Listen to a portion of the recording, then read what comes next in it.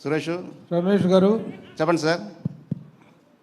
78 రోజుల జైలు జీవితం, ఆ, 14 సంవత్సరాల పోరాటం, ఆ. నిర్దోషిగా బయటికి రావటం.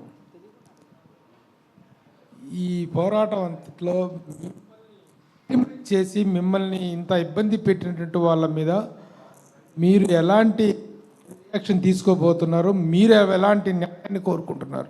నాకు ఎటువంటి కక్ష సాధింపు లేదండి. ఏది ఏమైనా కానీ చట్టపరంగానే పోరాడతా. చావు బతుకో చట్టపరంగానే చేస్తారు. అదే ఈ చట్టంలో మీకు జరిగిన అన్యాయానికి మరి పోరాటం అనేది ఉండాలి కదా. ఎలా పోరాడబోతున్నారు ఇప్పుడు? ఇప్పుడు మరి పోరాటం అంటే ఏదైనా త్రూ కోర్ట్ ఆఫ్ లా అండి. కోర్టు ద్వారా మళ్ళీ ప్రొసీడ్ అవుతారా మీరు? 100%. వీళ్ళ మీద జరిగిన దాని మీద పరువు నష్టం దావా వేయటం కానీ మీకు జరిగిన దాని మీద న్యాయ పోరాటం చేయటం అనేటువంటిది కంటిన్యూ అవుతుందా? ఫ్యూచర్ కాన్సిక్వెన్సెస్ ఇంకా సో ఫార్ ప్లాన్ చేయలేదు sir. I have to plan sir. Very good. సరే, నిర్మాతగా మీరు చేసినటువంటి సినిమాలు చాలా పెద్ద పెద్ద స్టార్స్తో చేశారు. అగైన్ ఒక నిర్మాతగా, ఒక ఫైనాన్సర్గా ఎలాంటి మళ్ళీ కమ్బ్యాక్ అనేటువంటిది ఉండబోతుంది? సార్, బేసిక్గా I'm a film financier. Because of my passion I turn to film producer. Financial ఉన్నప్పుడు నేను చూసిన ఎక్స్పీరియన్స్ ఒకటండి, ప్రొడ్యూసర్గా చూసే ఎక్స్పీరియన్స్ ఇంకోటండి. But both are, cinema is a mother. Cinema is a mother. Cinema నా తల్లి లాంటిది అనుకుంటా. సో అందువల్ల డెఫినెట్గా నేను అదే ఫీల్డ్లో ఉంటానండి, ఎక్కడికి పోను. నాకు 2 పిల్లలు, 2 అబ్బాయిలు. 2 అబ్బాయిలు కూడా 2 హీరోలకు చేశారు. 2 సినిమాల్లో హిట్లు అయినాయి. హిట్లు అయిన తర్వాత వాళ్ళ ప్యాషన్ వచ్చి they want to become a writer and director. So they are writing scripts now. They are going to direct the movies sir. నేను కూడా అలాగే సినిమాలు తీస్తాను, ఫైనాన్స్ చేస్తాను సార్. పెద్ద పెద్ద హీరోలు మీ సినిమాల్లో యాక్ట్ చేశారు, చాలా పెద్ద స్టార్స్ చేశారు. ఈ కష్టకాలంలో, ఈ 14 సంవత్సరాల పోరాటంలో మీ వెనక మేము ఉన్నామని నిలబడిన వాళ్ళు ఉన్నారా? అసలు మీ మీద కేసు వేసిన వాళ్ళు ఇండస్ట్రీకి సంబంధించిన వాళ్ళ, బయట వాళ్ళ? బయట వాళ్ళు వేశారు సార్, సినిమాకి సంబంధం వాళ్ళు కాదు. కానీ సారీ టు సే సార్, ఏ ఒక్క సపోర్ట్ లేదు. కనీసం ఏ ఒక్క phone, Ramesh how are you, బాగున్నావు, ఎలా ఉన్నావా, వాట్ యూజ్ ప్రాబ్లం అని పాపానికి పోలేదు సార్ ఎవరు కూడా. నేను ఒక పర్సన్ అని చెప్పను, ఏ పర్సన్ లేదు సార్. రమేష్ గారు, సార్ రమేష్ గారు, మీ కేసుల గురించి ఆల్రెడీ కోర్టు ఎక్విట్ చేసింది కాబట్టి ఇప్పుడు మాట్లాడడానికి ఏం లేదు. మీ లైఫ్లో ఒక ఫైనాన్షియల్గా స్టార్ట్ అయ్యి చాలా పెద్ద పెద్ద సంస్థలన్నింటికి అప్పట్లో సారీ, వన్ బ్రేక్ సార్. నేను కాదు సార్, మా father basically, my father is a film financiers. Okay. From 1975. ఆయన దారిలో నేను వచ్చాను సార్. అవునండి, అవును. సో అంతా బాగా జరుగుతున్నప్పుడు మీ లైఫ్లో ఫస్ట్ పెద్ద కుదుపు ఏంటంటే కొమరంపులి, కలేజా. కుదుపు అంటే ఎలా సార్? అంటే ఆ సినిమా ఆ 2 సినిమాలు చాలా ఎక్కువ డిలే అవ్వడం, ఎక్కువ కాస్ట్ ఆఫ్ ప్రొడక్షన్ ఎక్కువ అవడం, ఆ తర్వాత ఆ సినిమా రిజల్ట్ కూడా నెగిటివ్గా రావడం, 2 సినిమాలు కూడా. అసలు ఆ సినిమాలు అంత డిలే అవ్వడానికి కారణం ఏంటి? ఎంత నష్టపోయారు? ఆ 2 సినిమాల మీద ఎంత నష్టపోయారు? ఆ తర్వాత ఆ హీరోల నుంచి వచ్చిన సపోర్ట్ ఏంటి? అంటే లాస్ అయితే జనరల్గా హీరోల సపోర్ట్ ఉంటుంది కదా, అటువంటిది ఏదైనా సపోర్ట్ దొరికిందా మీకు? సార్, ఏదైనా ఒక సినిమా ప్రొడక్షన్ అనేది ఈ రోజుల్లో, అంటే ఒక రాజమౌళి సినిమా, శంకర్ సినిమా 3 ఏళ్ళు 4 ఏళ్ళు అలా పడుతుంటుంది. మొన్న రీసెంట్గా పుష్పట్టు, అది 3 ఏళ్ళు చేశారు. కానీ ఆ రోజు నేను చేస్తున్న రోజుల్లో 3 ఏళ్ళ సినిమా అనేది లేదు సార్. ఆ రోజుకి కొమరంపులి కానీ, కలేజ కానీ, పోకిరి కానీ, ఇంకోటి కానీ, ఏదైనా కానీ 6 months 9 months ఆర్ 1 year ఇదే సార్. కానీ దురదృష్టం, బ్యాడ్ లాక్ ఏమంటే, ఇట్స్ మై ఫేట్, 3 సంవత్సరాలు పట్టింది సార్. 3 సంవత్సరాలు అంటే మెయింటెనెన్స్ ఎంత ఉంటుంది అనేది ఒక ప్రొడ్యూసర్గా తెలుస్తుంది సార్. ఎవ్రీథింగ్ రన్ చేయాలి కదా సార్. ఆఫీస్ రన్ చేయాలి, శాలరీస్ రన్ చేయాలి, ఇంట్రెస్ట్ రన్ చేయాలి, అన్నీ పెరిగిపోతాయి కదా. సో ఇంకో క్వశ్చన్ మీరు ఏమన్నారంటే, నాకు 2 సినిమాల్లో కూడా 100 కోట్ల నష్టం వచ్చింది సార్. ఇంకో క్వశ్చన్ అడిగా, నేను మర్చిపోయాను సార్, గుర్తురాలి. హీరోలు ఏమైనా సపోర్ట్ చేశారు? ఎటువంటి సపోర్ట్ లేదు. కనీసం అయ్యో పాప అని చెప్పిన పాపానికి కూడా పోలేదు సార్. సార్, ఎందుకు అంత డిలే అయ్యింది? బ్యాడ్ లక్ అన్నారో, అసలు ఏ కారణం? బ్యాడ్ లక్ అంటే సార్, కొమరంపులి తీస్తున్నప్పుడు పవన్ కళ్యాణ్ గారు ప్రజారాజ్యం పార్టీ పెట్టుకున్నారండి ఆయన. ఓకే. సో దానివల్ల ఎంతో కొంత కొద్దిగా డిలే అయ్యింది. అది వన్ ఆఫ్ ది రీజన్ చెప్పొచ్చు. So many reasons. అలాగే కలేజ్లో కూడా సో మెనీ రీజన్స్ అండి. ఓకే. రమేష్ బాబు గారు, సార్ ఇక్కడ సార్ ఎక్కడండి? సార్, అంటే మీరు ఇందాక మీ ఏవిలో చూస్తే అంటే కటకటాల వెనక్కి వెళ్ళారు, కడిగిన ముత్యంలా బయటకు వచ్చారు. యాక్చువల్గా మీరు ఇంతకు ముందు చేసిన సినిమాలన్నీ కూడా పెద్ద పెద్ద సినిమాలు, రెండు అంటే ఫైనాన్షియల్గా చేసిన చిన్న సినిమాలు చేశాను, పెద్ద సినిమాలు చేశాను పెద్ద సార్. సినిమాలు అంటే మాకు గుర్తుండే ఈ రెండో ఎక్కువ గుర్తున్నాయి కాబట్టి ఇప్పుడు మళ్ళీ బేబీ స్టెప్స్ మళ్ళీ స్టార్ట్ చేసినట్టే కదా ఫస్ట్ నుంచి. అవునండి. సో మరి డైరెక్ట్గా మళ్ళీ పెద్ద సినిమాలకి వెళ్తారా, లేదంటే కంటెంట్ ఓరియంటెడ్ సినిమాలు రాబోతున్నారా, ఎలాంటి సినిమాలు ప్రొడ్యూస్ చేయాలనేది మీ నెక్స్ట్ గోల్? నాకు బేసిక్గా నేను ఇన్ఫ్లుయెన్స్ అయింది త్రివిక్రమరావు గారు, దేవి వరప్రసాద్ గారు. వాళ్ళు పెద్ద సినిమాలు చేసేవాళ్ళు. నాకు సినిమా అంటే ప్యాషన్, చిన్నప్పటి నుంచి పిచ్చ ప్రేమ. ఫైనాన్షియల్గా వచ్చానండి నేను. అండర్ కరెంట్లో సినిమా ప్యాషన్ అనే దానివల్లనే టర్న్ అయ్యాను ఈ ప్రొడ్యూస్ చూడడం వల్ల. దేర్ ఆల్ నాకు ఫ్రెండ్స్, నాకు ఫాదర్స్ లాగా అందరూ కూడా. ఇంకోటి ఏదో అడిగారండి. మీరు నెక్స్ట్ చేసేసి పెద్ద సినిమాకి వెళ్ళబోతున్నారా డైరెక్ట్గా, లేదంటే కనుక కంటెంట్ ఓరియంటెడ్గా చిన్న చిన్న ఫస్ట్ నేను అనుకోవడం కంటెంట్ ఓరియంటెడ్ అనుకుంటున్నాను సార్. అది ఉంది బేసిక్గా. పెద్ద సినిమాలు బేసిక్గా ఉన్నాయి సార్. రెండు ఉంది. ఆశ ఏది చావలే. అయితే 14 సంవత్సరాలు ఇంత గ్యాప్ వచ్చినా కూడా నేను వేరే ప్రపంచంలో ఉన్నా, చట్ట ప్రపంచంలో ఉన్నా. అయినా కూడా ప్రతిరోజు నిత్యం సినిమా గురించి ఆలోచించేవాడిని. ప్రతిరోజు నిత్యం సురేష్ గుర్తొచ్చేవాడు. అయితే 14 సంవత్సరాలు తర్వాత ఇప్పుడు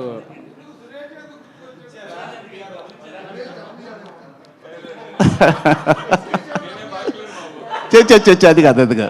నా ఫస్ట్ సినిమా చేసింది పిఆర్ఓ అతనే. తర్వాత మా అబ్బాయి హీరో యాక్ట్ చేసిన సినిమా తెలుగులో రిలీజ్ చేసింది అతనే. నాకేదైనా మంచి మాట్లాడుతూ ఉండేవాడు అతనే. ఎందుకో మరి నాకు ముందు ఇంటరాక్షన్ ఎక్కువ. నాకు అయితే ముందు నుంచి మీకు బాగా అండగా ఉంది సురేష్ గారు, అంతే కదా? అండగా అని చెప్పారండి, నాకు మంచి మిత్రుడు. మంచి మిత్రుడు. అవునండి. రమేష్ సరే, ఇప్పుడు మీరు బయటపడ్డారు, ఓకే, మాకు చాలా ఆనందంగా ఉంది సార్. రమేష్ బాబు గారు ఇప్పుడు విషయం ఏంటంటే మీ మీద అపవాదు వచ్చింది ఇన్ని 14 ఏళ్ళు, ఏదో రాముడు వనవాసం లాగా. వాళ్ళు మీకు జడ్జిమెంట్ కానీ ఇచ్చిన వాళ్ళు కానీ వాళ్ళు ఏమైనా ప్రాయశ్చిత్తంగా మీకు ఏమైనా చెప్పారా? మేము ఇలా నాశనం, మీ కెరీర్ నాశనం అయింది, జడ్జి కానీ లాయర్లు కానీ? అది సార్ చట్టంలో సార్ చాలా మంది తెలియదు ఏమంటే, పోలీసు వారికి కేసు పెట్టడం వరకే తెలుసు. డిపార్ట్మెంట్ ఏం సార్, పెట్టిన తర్వాత దాంట్లో ఏ మటుకు మెరిట్స్ ఉంటే చట్టం ముందు తప్పించుకోలేదు సార్, శిక్ష అనుభవించాల్సిందే. మెరిట్ లేదనుకోండి, సాక్ష్యాధారాలు లేవనుకోండి, కేసును కొట్టేస్తారు. బట్ మన ఇండియన్ పీనల్ కోర్టులో ఏమంటే 14 ఏళ్ళు జీవితం పోయింది. అవును. దాని కాంపెన్సేషన్ ఎవరేమి ఇవ్వలేదు సార్, చట్టం లేదు దానికి. సారీ అని చెప్పారు ఫైనల్గా ఏమన్నా? మేము ఎవరు కోర్టు ఎందుకు సారీ చెప్తుంది సార్? పోలీసు కానీ వ్యవస్థ ఇప్పుడు మీ మీద వాదించి తప్పుడు కేసు బనాయించింది సార్. మన సినిమాలు చూస్తుంటాం కదా సార్, నా కెరియర్ హీరోని ఇలా చేస్తే వాడు ఏదో చేయడం, వ్యవస్థల మీద పోరాటం అనేది మీకు అనిపించలేదా? ఖచ్చితంగా వ్యవస్థ సార్. సార్ ఒక్క అబద్ధపు కేసు పెట్టినందువల్ల 14 సంవత్సరాలు పోలీస్ ఇన్ఫ్రాస్ట్రక్చర్, కోర్ట్స్, జడ్జెస్ ఎంత టైం వేస్ట్ అండి. అవును, పోయింది కదా సార్. మరి దాన్ని మనం ఏం చేయలేదు సార్. కొత్త చట్టం తేవాలి, గవర్నమెంట్ కొత్త చట్టం తెస్తే. అదే మీరు కొత్త చట్టం వస్తే నా మీద కాదు సార్, ఇలాంటి వాళ్ళు చాలా మంది ఉన్నారు, మీరే కాదు, ఆహా, ఇలాంటి వాళ్ళు చాలా మంది ఉన్నారు తప్పుడు కేసులు వేసి. అయితే వీరి వెనకాల ఏదైతే 11 కోట్లు ఏదో మీ మీద అపవాదం ఏదో పెట్టారు కదా, 14 కోట్లు మోసం చేశానండి. వాళ్ళ వెనకాల నేను చెప్తాను. ఎవరన్నా ఇండస్ట్రీ పెద్దల హస్తం ఉందా, లేకపోతే పెట్టుబడిదారుల హస్తం ఉందా? చెప్తాను సార్. 14 కోట్లు మోసం చేశారని చెప్పి ఒక కేసులో అభియోగం సార్. నాకున్న స్థలాన్ని మహాబలిపురంలో 10 ఎకరాలు ఉందండి, heart of the bit, 6 track roads 3 రోడ్లు అయిపోయింది. ఆ స్థలాన్ని నేను ఒక వ్యక్తికి అమ్మినానని, ఆ వ్యక్తి నుంచి ఇంకో వ్యక్తికి అమ్మానని, ఇంకో వ్యక్తికి అమ్మానని, 25 మందికి అమ్మానని చెప్పి అభియోగం పెట్టి కేసు పెట్టారు సార్. సుదీర్ఘంగా న్యాయ విచారణ జరిగింది సార్. కోర్టు వారు నిర్దోషిగా చేసి నన్ను వదిలేశారు సార్. రమేష్ బాబు గారు యాక్చువల్గా ఏమండి, good question. As and today properties in my name only, that I'm in the position. Yes sir, 14 సంవత్సరాలు మీరంటే న్యాయపరంగా పోరాటం చేస్తూ ఎంత ఇదిలో ఉన్నారు కదా. సో వెనకమాల టైటిల్ చూస్తే విధివంతానికి తలవంచని ధైర్యం అని చూస్తే ఏంటంటే బేసిక్గా ఈ హీరోలకి ఉండే ట్యాగ్ లైన్ లాంటిది అది. కరెక్ట్ కదా. సో మరి ఈ 14 సంవత్సరాలు అంటే ఒక అనుకోని మీరు హ్యాపీగా వెళ్తున్న మీ లైఫ్లోకి ఒక హడ్డీలు వచ్చి ఒక ట్విస్ట్ లేగా అది 14 సంవత్సరాలు ఇదయ్యి మళ్ళీ తర్వాత నిర్దోషిగా బయటకు వచ్చారు కదా. సో మీ స్టోరీయే ఒక సినిమా కథలా ఉంది, ట్విస్టులతో కూడిన సినిమా కథ. ఒక సినిమా కాదండి, వెబ్ సిరీస్ చేస్తే ఒక దగ్గర ఒక 1000 సీరియల్స్ పెట్టచ్చు. అదే వెబ్ సిరీస్ చేస్తే. వెబ్ సిరీస్ చేస్తారా, సినిమా చేస్తారా? కాదండి, ఇప్పుడు మీరంటే నా మీద ప్రేమ దగ్గరకు వచ్చారు, వింటున్నారు. ఈ సోది పబ్లిక్ వింత కదా సార్. సార్ మీరు మీ నాన్నగారు చాలా సీనియర్ మోస్ట్ ఫైనాన్షియర్, ప్లస్ మీరు కూడా ఫైనాన్స్ రంగంలో ఉన్నారు, ఇప్పుడు నిర్మాత కూడా ఉన్నారు. అవునండి. ఫైనాన్స్ బిజినెస్ ఎంతవరకు లాభదాయకం, కానీ అది ఏ ఉద్దేశంతో మీరు కంటిన్యూ చేస్తున్నారు? సార్, ఫైనాన్స్ బిజినెస్ అనేది పాత రోజుల్లో మేము సంపాదించింది పైకి వచ్చింది కూడా ఫినాన్స్ వల్లనే సార్. నిజం చెప్పాలంటే ఇండస్ట్రీలో వచ్చిన సోకాల్డ్ పీపుల్ ఎవరైనా సరే, ఏ ట్రేడ్ అయినా సరే, వందల కోట్లతో లక్షలతో వచ్చిన వాళ్ళు ఎవరు డబ్బు సంపాదించలేరు, పోగొట్టుకొని వెళ్ళారు. వచ్చిన ఇవాళ గొప్ప వాళ్ళు ఎవరైనా సరే, మీరు కావచ్చు, ఇంకోరు కావచ్చు, ఎవరైనా కావచ్చు, ఇక్కడికి వచ్చి సంపాదించుకున్న వాళ్ళే. సినిమా తల్లి, సినిమా మదర్ పెంచి పోషించిందండి. ఎవరిని పేరు వీళ్ళు వాళ్ళని చెప్పండి సార్, ఎవ్రీబడి ఇంక్లూడింగ్ మీ.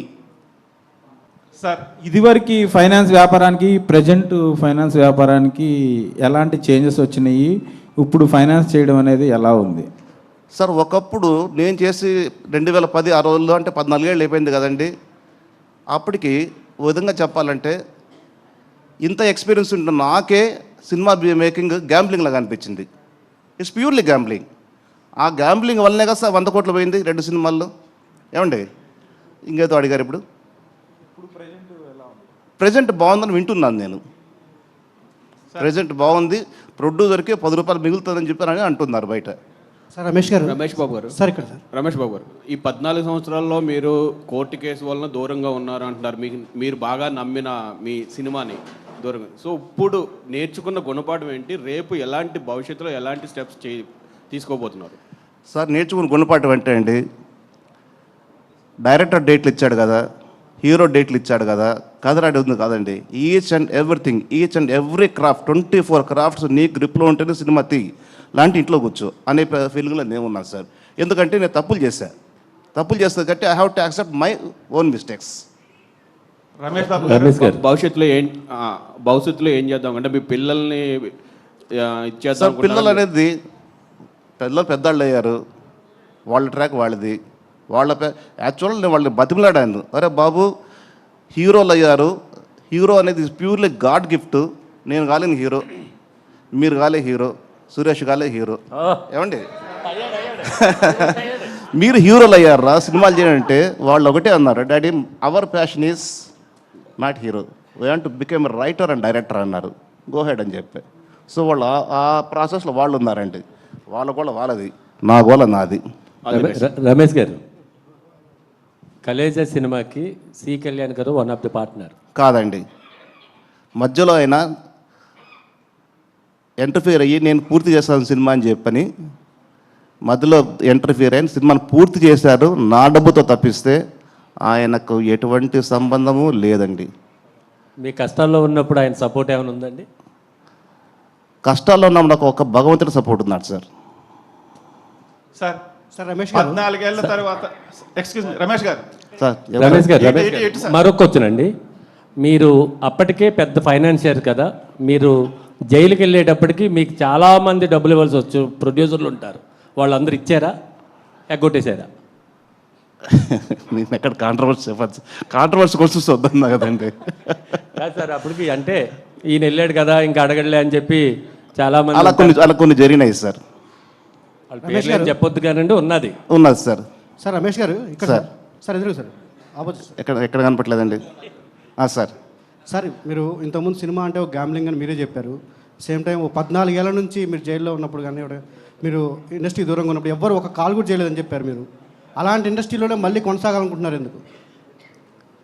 అదే ఇందాక మీరు సినిమాలు ఎటువంటి సినిమాలు చేయబోతున్నా అన్నారు. కథనే హీరో అండి, కథనే నమ్ముకొని సినిమాలు చేస్తాను, కథనే నా హీరో సార్. ఇది సార్ అంటే సినిమా ఇండస్ట్రీ నుంచి మీకు ఎలాంటి సపోర్ట్ లేదన్నారు కదా. సో సినిమా అంటే సపోర్ట్ ఆ మాట అనట్లేదండి. ఎవరో కాల్ చేయలేదన్నారు కదా కనీసం. ఎవరు మీకు సపోర్ట్ చేయలేదా? ఎవరు మీకు ఫోన్ చేయాలి? నాకు ఎవరు సపోర్ట్ చేయలేదు, ఎవరు కాల్ చేయలేదా? సినిమా ఇండస్ట్రీ అనలా, sorry. Cinema industry, cinema is the mother sir. Cinema industry comment చేయకూడదు. I not accept that. Cinema అనేది ప్యూర్లీ మదర్, తల్లి మనకు అన్నం పెడతా వస్తుంది 3 పూట్ల, అలాగా సినిమా ఇండస్ట్రీ. సార్ ఇమ్మీడియట్గా ఏమైనా ప్రాజెక్ట్ అనౌన్స్ చేయబోతున్నారా? Chances are there sir. ఏమైనా చర్చలు జరుగుతున్నాయా? ఫైనల్కి అది జరుగుతున్నాయి sir. Okay sir, all the best. Thank you very much అండి. సార్, మీరు సినిమాలు నిర్మాణం చేసిన టైంలో అంటే కొంతమంది సినిమాకి సంబంధం లేని వాళ్ళు అంటే కొన్ని అసాంఘికపరమైన కార్యక్రమాలు కూడా అంటే ఆ టైంలో జరిగాయి సార్. అంటే మీ సినిమా రిలీజ్ టైము ఇన్వాల్వ్ అవ్వడం వల్ల అంటే వాళ్ళ అంటే తెలుసో తెలియక వాళ్ళ పరంగా ఏమన్నా మీ కేసులో సార్ వాస్తవంగా ఏదో ఒక చోట ఏదో ఒక ఇన్సిడెంట్ జరిగితే ఆ ఇన్సిడెంట్ తీసుకొచ్చి ఈ తప్పుడు కేసులో దాన్ని బనాయించి అదిగో పులి ఇదిగో భూతం అని చూపించి కేసు పెట్టారు. అందువల్లనే సెన్సేషనల్ అయింది, అందువల్లనే 14 ఏళ్ళు కోర్టు విచారణ జరిగింది, అందువల్లనే 75 రోజులు జైల్లో కూర్చున్నాను. తీరా చూస్తే ఏమీ లేదండి సార్, అక్కడ నథింగ్ ఇస్ దేర్ సార్. ఇది ఆ రోజు అనుకున్నారు రమేష్ బాబుకి తిరిగి రాడు, మొత్తం జైలు జీవితం అన్నారు. ఇవాళ మీ అందరి ముందు కూర్చున్నా కదా సార్. అంటే కాకతాళీయంగా జరిగిందో లేకపోతే అది ఎలా తెలియదు సార్. సేమ్ మీరెలా అయితే బయటకు వచ్చారో అంటే ఆ కేసులో ఉన్న పర్సన్ కూడా రీసెంట్గా బయటకు వచ్చి ఆయన కూడా సంబంధం లేదు సార్. అదే చెప్తున్నా కదా సార్, ఎక్కడో భూతము దయ్యము పిశాచి అంటే దాన్ని తీసుకొచ్చి దానికి లింక్ పెట్టి ఉన్నది లేనిది లేనిది ఉన్నది లేనిది చేసి పెద్ద చేశారు సార్. అంటే సార్ అప్పట్లో ఒక వార్త ఎక్కువ వైరల్ అయిపోయింది. ఓపెన్ అడగండి సార్. మీకు మద్దెల చెరువు సూరి గారికి భాను గారికి సంబంధాలు ఉన్నాయి, అందుకే సింగమల రమేష్ని అరెస్ట్ చేశారని చెప్పి అప్పట్లో ఓ టాక్ అయితే నడిచింది వాళ్ళు. సార్ మద్దెల సూరి సొంత ఊరు, నా ఊరు ఒకటే ఊరు. మద్దెల చెరువు సూరి వాళ్ళ నాన్నగారు మా నాన్నగారు క్లాస్మేట్స్, ఒకటే ఊరు, వాళ్ళ పరిచయం లేకుండా ఎలా ఉంటుంది సార్? అదే అది క్లారిటీ కోసం. అంటే ఈ కేసు దానివల్ల అది చాలా మంది పరిచయం ఉంటారు. మా సొంత ఊరు వాడు సార్. ఇప్పుడు ఎలా చెప్పాలి, 13 ఏళ్ళ కింద 15 ఏళ్ళ కింద సురేష్ నాకు సహాయం చేశాడు. ఈరోజు సురేష్ పేరు నేను చెప్పుకుంటా. చూసారా, సురేష్ వదలట్లే నేను. ఏమండి అది సురేష్ అడగ. సురేష్ పరిచయమా? సూరి నాకు అసలు పరిచయం లేదు. నాకు మీకు తప్ప ఎవరో తెలియదు నాకు. ఇప్పుడు సరే, మనకి ఒక జన్మ దేవుడు ఎలాగ పుట్టిస్తాడో దేవుడికి తెలుసు. ప్లస్ ఇదంతా ఒకటి రాసి పెట్టుంటే ఎలా రాసి పెట్టుంటే అలా జరుగుతుంది అనుకుంటాం కదా. ఒక్క నిమిషం సురేష్ బాబు, ఏది జరగాల అది జరిగి తీరుద్ది. నువ్వు తల కింద తపస్సు చేసిన ఆగదు. నీకు ఇది జరగాల జరుగుతుంది. You have to face. ఆ ఫేస్ చేసేదే 14 ఏళ్ళు నేను ఫేస్ చేసింది. అదే అలా జరిగింది కాబట్టి సరే మీరు అలా వెళ్ళొచ్చారు. ఎందుకు మళ్ళీ దాన్ని గతాన్ని మీరు ఇప్పుడు తవ్వుకోవాల్సిన అవసరం ఎందుకు వచ్చింది? ఇప్పుడు ఇన్వెస్ట్మెంట్ పెట్టాల్సి వచ్చిందంటే అలాగంటారా? జరిగిపోయింది. Good question, very good question Suresh గారు. 14 సంవత్సరాలకు ఉన్నది లేనిది ఉన్నది అని చెప్పని సినిమా ఇండస్ట్రీలో తీవ్ర చర్చ, ఏదేదో అనుకున్నారు. అది ఏది కాదు, అంత హంబక్ అని చెప్పుకోవడం కోసం ఈ ప్రెస్ మీట్ బాబు. ఓకే సరే, ఇదివరకు ఫైనాన్సర్స్ అంటే నిర్మాతలు నిజంగా పెట్టుబడి అవసరంలా. ముందు 4-5 సినిమాలు తీస్తే కొబ్బరిగా కొడితే చాలు, ఫైనాన్సర్సే క్యూ కట్టేవారు. నాన్నగారి దగ్గర నుంచి జరిగింది. నాన్నగారు కూడా అలా సెలెక్ట్ చేసుకున్నారు. ఈ సినిమాకి మనం నెక్స్ట్ ఇస్తాం, ఈ సినిమాకి ₹2 ఇస్తాం, ఈ సినిమాకి ₹2 ఇస్తాం, అలా ఫైనాన్సర్ డిసైడ్ చేశారు. అట్లా ఉండేది. ఇప్పుడు మొత్తం మారిపోయింది. ఎలా ఏం మారిందంటారు? ఇప్పుడు చాలా వరకు ఇప్పుడు ఫైనాన్సర్స్ ఇవ్వాలంటే ఇదివరకు ఓన్లీ మాట మీద ఇచ్చేవారు, తర్వాత నోటుగా వచ్చింది, తర్వాత సినిమాగా వచ్చింది. ఇప్పుడు ఫైనాన్స్ ఇవ్వాలంటే మాట లేదు, నోటు లేదు, సినిమా లేదు. నీకు ల్యాండ్ ఏదైనా ఉంటే లేదా కొలాటరల్ ఉంటే అవి పెట్టుకునే మాత్రం ఇస్తా. సినిమాని నమ్మి ఎవరు ఫైనాన్స్ చేయట్లా. లేదండి, లేదు. చాలా తక్కువ మంది అంటే ఇప్పుడు జరుగుతుంది. అంటే పెద్ద సినిమాల వరకు ఓకే, పెద్ద స్టార్స్ వరకు, మిగతా సినిమాల వరకు ఏది అసలు అవకాశం లేదు. ఇదివరకు చిన్న సినిమాకు కూడా నిర్మాత మీద నమ్మకంతో మాట మీదో నోటు మీదో సినిమా మీద ఇచ్చేవారు. ఇప్పుడు అంత మారిపోయింది కదా. ఈ సిచ్యువేషన్లో మళ్ళీ ఫైనాన్స్ మారిన మాట వాస్తవం సురేష్ బాబు గారు. నేను సురేష్ వర్మ, మీరు డైరెక్టర్ పేరు తెలుసు, నాకు మంచి మిత్రుడు. శంభు అని సినిమా తీశాడు. ఆ రోజుల్లో 25 lakhs ఇచ్చాను నేను. నాకు అనా పైసా కట్టలే. అతని దగ్గర లేదు, పరిస్థితి బాగలేదు. మరి ఓకే డన్, థ్యాంక్ యూ, కట్టలేనన్నా అన్నాడు. ఓకే అన్నాను. ఈరోజు మీరు అన్నట్టు పెద్ద సినిమాలకి నోటి మాట చాలు, పత్రం కూడా అవసరం లే, డబ్బులు ఇచ్చేస్తారు. ఇక పెద్ద సినిమాలు అంటే వాళ్ళకేంటి, గ్యారంటీగా సినిమా రిలీజ్ అవుతుంది, ఆ రిలీజ్కి డబ్బులు ఖచ్చితంగా వస్తాయి అనే ధైర్యంతో చేస్తారు. అది పెద్ద సినిమా. ఇంకా చిన్న సినిమాలు అనుకోండి, రిలీజ్ అవ్వకపోతే డబ్బు పోద్ది కదా, ఫైనాన్షియల్ డబ్బు. అంటే నేను అలా చేయలేదండి. అందుకు నాకు ఆ ప్రాపర్టీ ఇస్తారు, ఏ ప్రాపర్టీ ఇస్తారు అడుగుతున్నారేమో నేను అనుకుంటున్నాను. మీరు అడిగిన ప్రశ్నకు సమాధానం అది. నేను ఎప్పుడు అలా చేయలేదు సార్. అదే ఇదివరకు మీరు ఫైనాన్స్ చేసినప్పుడు కానీ నాన్నగారు ఫైనాన్స్ అప్పుడు వేరు ఇప్పుడు వేరు. ఇప్పుడు ఏంటంటే 100 కోట్లు. ఇప్పుడు ఇదివరకు అయితే ఇప్పుడు మీరు సపోజ్ అప్పుడంటే నాకు తెలిసి ఒక పవన్ కళ్యాణ్ సినిమా అంటే 10 కోట్లు. అవును, ఇది 2010 నేను చేసినంత వరకు కూడా. మహేష్ బాబు అంటే 10-12 కోట్లు. ఇవాళ 200 కోట్లు 300 కోట్లు ఫైనాన్స్ సంబంధం లేకుండా పోయిందండి. కానీ ఇది ఈరోజు కూడా చెప్తానండి, ఇట్స్ ప్యూర్లీ గ్యాంబ్లింగ్. ఏదైనా ఏ బిజినెస్ అయినా గ్యాంబ్లింగే కదా. ఇది గ్యాంబ్లింగ్ అండి. గ్యాంబ్లింగ్ ఇది రెండు ఒకటి. ఈ టైంలో నేను ఫైనాన్స్ చేస్తానని మళ్ళీ మీరు ప్రొడక్షన్ రావడని ఆ కోరిక దాంతవరకు కరెక్ట్ అనుకుంటున్నారు సార్? పాములు పట్టేవాడు పాము కాటేస్తుందని తెలుసు, వాడు వేట పోక తప్పదు, పోతాడు, కాటేస్తే మందు పూసుకుంటాడు, మళ్ళీ ఇంటికి వస్తాడు. వ్యాపారం అది కదా సార్. సురేష్ నాకు ఫైనాన్స్ చేస్తాడమ్మో తెలియదు మరి. సార్ రమేష్ గారు ఇక్కడ చెప్పండి సార్. మీరు ఎన్నో శుక్రవారం సినిమాలు రిలీజ్ అవ్వడానికి చాలా హెల్ప్ చేశారు. ఏమండి ఇంకోసారి గట్టిగా చెప్పరా? ఎన్నో శుక్రవారాలకి సినిమాలు రిలీజ్ అవ్వడానికి మీరు కీలక పాత్ర పోషించారు మీ ఫైనాన్స్ దాంతో. సో మీ రిజల్ట్ కూడా శుక్రవారం వచ్చింది, జనవరి 31.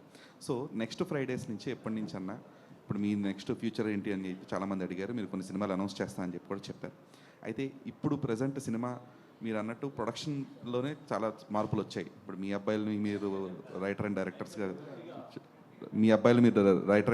ఇంట్రడ్యూస్ చేయాలనుకున్నా కూడా ఫిల్మ్ మేకింగ్ ప్రాసెస్ కానీ నేను మేక్ చేయాలండి. నేనైనా మేక్ చేయొచ్చు, వాళ్ళు బయట ప్రొడ్యూసర్ చేసుకోవచ్చు. అది so far not decided. But మీరు ఇప్పుడు తీసుకునే జాగ్రత్తలు ఏమిటి ప్రజెంట్ సినారియోలో? అట్ ద సేమ్ టైం మీరు ఇన్నాళ్ళు ఈ 14 ఏళ్ళు దూరంగా ఉన్నారు, అంతా ఓకే ఫైన్. ఇప్పుడు మీరు బయటకు వచ్చారు, దీని తర్వాత నుంచి మీ నెక్స్ట్ ప్రాసెస్ ఎలా ఉంటుంది? తీసుకొని జాగ్రత్తలు ఏమిటా సార్? ఇందాక కూడా చెప్పాను, కథే సినిమాకి hero sir. First location hunting దగ్గర నుంచి ప్రతిదీ ప్రొడ్యూసర్ క్షుణ్ణంగా ఇన్వాల్వ్మెంట్ ఉండాలి. నాకు తెలిసి ఇవాళ ప్రొడ్యూసర్లు లేదు, నేను కూడా లేదు, ఉన్నవాళ్ళు కూడా అంతగా లేరు అనుకుంటున్నా. ప్రొడ్యూసర్ అన్న పాత రోజుల్లో ఓల్డెన్ డేస్లో I think 35-40 years before morning 6 o'clock మొత్తం యూనిట్ వస్తే అతను చైర్లో కూర్చునేవాడు. అలా ఉండి చేయగలిగితే సినిమా చేయాలి సార్. నేను అలాగే చేస్తా, భవిష్యత్తులో చేస్తా, లేకపోతే సినిమాలు నేను చేయను సార్. ఎందుకంటే దెబ్బతిన్న ప్రాణం సార్. కొత్త దెబ్బలు తినే ఓపిక నాకు లేదు సార్. రమేష్ గారు ఇక్కడ రమేష్ గారు సార్ రమేష్ గారు అంటే మీరు కష్టాల్లో ఉన్నప్పుడు ఇండస్ట్రీ నుంచి ఒక ఫోన్ కాల్ లేదు, ఒక భరోసా లేదన్నారు. సో ఇప్పుడు మళ్ళీ కంబ్యాక్ వచ్చారు, మరి ఇండస్ట్రీ నుంచి ఇండస్ట్రీ నుంచి అనలేదు సార్. నేను ఇండస్ట్రీ నుంచి అనలే, మీకు తెలిసిన వాళ్ళు మీకు పరిచయం ఉన్న వాళ్ళ నుంచి అని అడిగారు. పరిచయం ఎవరు ఫోన్ చేయలేదు నాకు. ఇండస్ట్రీ నుంచి అనలేదు. ఇండస్ట్రీ కామెంటే చేయండి సార్. ఎన్నిసార్లు అన్నా కూడా నేను ఒకటి చెప్తాను, ఇండస్ట్రీ ఇస్ మై మదర్, తల్లి లాంటిది. ఇండస్ట్రీని కామెంటే చేయకూడదు. ఇంతమందిని పోషిస్తుంది కదా సార్. మళ్ళీ అలాంటి మా మదర్ నిన్ను అక్కడే చేర్చుకుంటుంది అనుకుంటారు. ఎందుకంటే కష్టాల్లో ఉన్నప్పుడు ఎన్నో ఆటుపోట్లు అధిగమించారు, ఇప్పుడు ఎంతో కొంత మళ్ళీ ఆర్థికంగా నిలదొక్కుకోవడానికి మళ్ళీ వచ్చారు. మరి ఎట్లాంటి ప్రోత్సాహం మీకు లభిస్తుంది అనేది మీ ఆశాభావం? 200% తల్లి సార్. తల్లి ఖచ్చితంగా దగ్గర తీసుకుంటుంది సార్. తల్లి కాదని చెప్పేదని చెప్పండి, మదర్ తల్లి ప్రేమ చెప్పండి సార్. రమేష్ గారు అమ్మా. హాయ్, దిస్ ఇస్ రాణి అండి. అమ్మా సార్ 14 సంవత్సరాలు అంటే నాట్ అన్ ఈజీ థింగ్. అమ్మా ఒక జీవితకాలమే కోల్పోయినట్లు. కానీ మీరు ఈ 14 సంవత్సరాల్లో చాలా చూసుంటారు. బయట నుంచి ఎన్ని వస్తున్నా కానీ అవి తట్టుకోవాలి, వాటిని తట్టుకుంటూనే ఫ్యామిలీని కూడా మేనేజ్ చేస్తూ వాళ్ళకి ధైర్యం ఇస్తూ ఉండాలి. సో మీరు ఈ సిచ్యువేషన్స్ని ఎలా తట్టుకోగలిగారు? సో వాళ్ళకి ఎలా ధైర్యం చెప్పగలిగారు? కేవలం భగవంతుడిని భారం వేయడం, మనోధైర్యంగా ఉండడమేనమ్మా, వేరేం లేదు. ప్రతిదీ కూడా ఆచితూచి ఆలోచించి పనిచేయాలి, ఒళ్ళు దగ్గర పెట్టుకొని పనిచేయాలి. అదమ్మా. సార్ రమేష్ గారు ఇక్కడ సార్ ఇప్పుడు మీరేంటి అని అంటే మీ జీవితం అనేది ఒక పుస్తకం సార్. అంటే ఎన్నో రకాలుగా అన్ని రకాలుగా అనుభవించారు అనమాట, ఎన్నో చూశారు, ఎన్నో అవకతవకలు ఎదుర్కొన్నారు సార్. అసలు ఒక మనిషి, సాధారణ మనిషి సినిమా ఇండస్ట్రీలో చూడని పరిస్థితి నేను చూశానండి. Okay sir, what is meant by life అంటే ఏం చెప్తారు sir? Me what is meant by life అంటే ఏం చెప్తారు? అర్థం కాలండి. జీవితం అంటే ఏంటి అని అంటే ఏం చెప్తారు? జీవితం అంటే ఏముంది సార్, జీవితం అంటే జీవితం సార్, అంతే. అంటే మీ ఉద్దేశంలో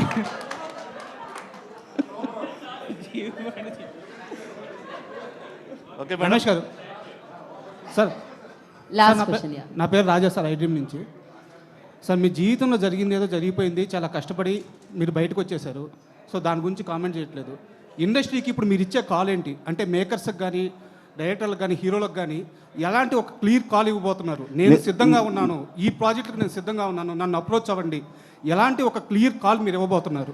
నేనంటే చెప్పేది ఓన్లీ ఫర్ డైరెక్టర్స్ చెప్పేది ఏమిటి సార్, అది నువ్వు సొంత సినిమా తీసినా బయట ప్రొడ్యూసర్ సినిమా తీసినా కానీ ప్రతి రూపాయి 100 రూపాయలు అనుకొని చెప్పి కష్టపడి ఆలోచించి సినిమా డైరెక్ట్ చేయగలిగితే సినిమాకు కాస్ట్ 50% తగ్గుతుంది సార్. అది నా ఎక్స్పీరియన్స్ సార్. మిమ్మల్ని అప్రోచ్ అయ్యే మేకర్స్కి, అంటే మిమ్మల్ని ఎవరైనా మేకర్స్ అప్రోచ్ అవ్వాలంటే మీరు ఎలా రెడీగా ఉన్నాను, నేను ఈ ప్రాజెక్టులకు రెడీగా ఉన్నాను అని ఏం చెప్తారో అంటున్నాను. కదా సార్, ఫస్ట్ మంచి కథ ఉంటే మిమ్మల్ని అప్రోచ్ అవ్వచ్చు. అంతే sir. Sir Ramesh next projects ఏమన్నా ఇప్పటికి ఫైనల్ అయి ఉన్నాయి సార్? సోఫర్ మా పిల్లలు నాలుగు రెడీ అయినాయి సార్. బయట కూడా వింటున్నాను. ఓకే. మీకు తెలియదు ఉంది ఏది జరగక ముందని మనం చెప్పలేం కదా సార్. జరగాల్సిందే జరుగుతుంది అన్నమాట. All the best sir. Thank you very much sir. Sir Ramesh గారు లాస్ట్ క్వశ్చన్ సార్. సార్ నమస్తే. నమస్తే సార్. సార్ ఇందాక మాట్లాడుతూ బడ్జెట్ విషయం గురించి కూడా మీరు టచ్ చేశారు. అంటే ఇదివరకు బడ్జెట్ ఇప్పుడు బడ్జెట్ చాలా పెరిగిపోయిందని చెప్పి. బట్ మీ అప్కమింగ్ మూవీస్కి ఏమన్నా బడ్జెట్ లిమిట్ పెట్టుకున్నారా? ఇంతలోనే మన సినిమా సార్ చేయాలి. నేను చెప్తాను సార్. బడ్జెట్ అనేది జాగ్రత్తగా ప్లాన్ చేసి ఇల్లు కట్టాలనుకుంటారు సార్. మీకు ఒక స్థలం ఉంటుంది, ఇంతలో కట్టాలనుకుంటారు, అది ప్లాన్. అది ఒక విధంగా అది మీ చేతుల్లో ఉంది, సినిమా మన చేతుల్లో లేదు. అది sir. Thank you sir. Thank you very much. Thank you so much. Thank you very much. So అందరికీ నమస్కారం అండి. థ్యాంక్ యూ రమేష్ బాబు గారు. Thank you so much. ఏదైనా తప్పు మాట్లాడితే కైండ్లీ అపాలజీ మీ. లేదండి, మీరు మీ జీవితం నుంచి వచ్చిన అనుభవంతో కూడిన ఆన్సర్స్ ఇచ్చారు కాబట్టి అసలు ఎలాంటి తప్పు కాదు. So thank you so much. And మీరు బెస్ట్ని చూశారు, వర్స్ట్ని చూశారు, ఇప్పుడు స్ట్రాంగ్గా నిలబడతారు. అండ్ ఇక్కడ నుంచి అంతా మీకు మంచి జరగాలి మనస్ఫూర్తిగా. Thanks for your blessings ma'am. Thank you so much. And thank you media for your support. Thank you media everybody. మరొక ప్రెస్ మీట్ లో కలుసుకుందాం మనం రమేష్ బాబు. మరో ప్రెస్ మీట్ లో కలుసుకుందామండి. సినిమా ఈవెంట్ లో కలుసుకుందాం. yes అండి. థ్యాంక్ యూ అండి. థ్యాంక్ యూ అండి.